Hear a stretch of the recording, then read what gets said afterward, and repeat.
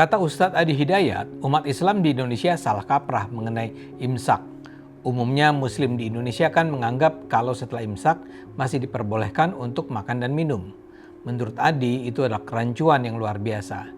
Yang benar, kata Adi, justru imsak itulah batas terakhir orang melakukan makan dan minum.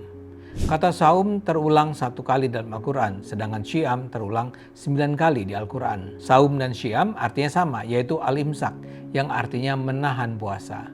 Jadi kalau sudah disebutkan imsak, artinya sudah nggak boleh makan, nggak boleh minum, tegas Adi. Menurut Adi, seharusnya imsak waktunya sama dengan azan subuh. Istilah untuk peringatan sebelum waktunya imsak, kata Adi, adalah tanbih. Dalam sejarahnya, saat zaman Nabi ada orang yang lagi enak-enaknya makan, tiba-tiba terdengar azan. Orang itu kaget dan menumpahkan makanannya. Supaya tidak terulang lagi, maka kemudian Nabi memerintahkan khusus bulan Ramadan, azan dilakukan 2 kali. Azan pertama dilakukan oleh Bilal sebagai peringatan atau tanbih. Selesai Bilal azan, Nabi minta sahabat lainnya, Abdullah bin Mas'ud, untuk membaca Al-Quran sebanyak 50 ayat.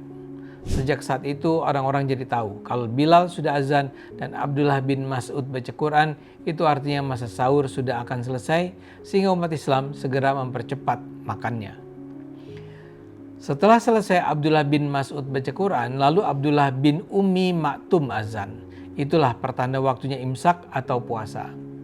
Saya nggak tahu bagaimana sampai ke kita imsak ditempatkan waktunya sebelum subuh, ucap Adi. Imsak selama ini memang dipahami sebagai peringatan bagi umat Islam untuk mengakhiri makan dan minum sebelum puasa. Waktunya tuh disepakati sekitar 10 menit sebelum azan subuh.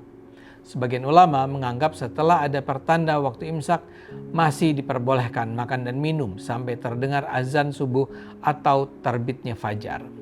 Tapi sebagian ulama lainnya menganggap itu tidak diperbolehkan sebagai bentuk kehati-hatian.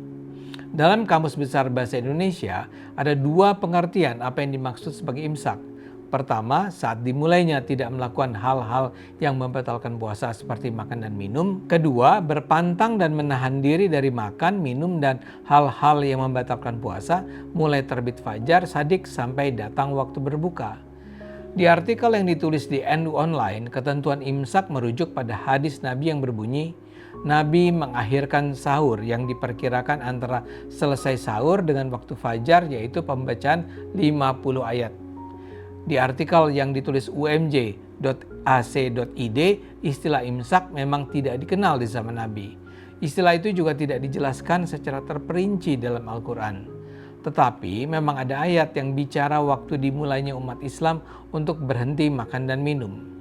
Itu terdapat dalam surat Al-Baqarah ayat 187 yang berbunyi, makan dan minumlah hingga jelas bagimu perbedaan antara benang putih dan benang hitam, yaitu waktu fajar. Merujuk pada beberapa penjelasan mengenai imsak, sebenarnya perbedaan Adi Hidayat dan di kalangan lain hanyalah pada istilah saja.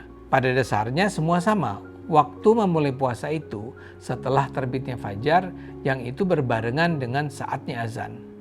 Jadi sebaiknya kita nggak usah juga membesar-besarkan perbedaan itu.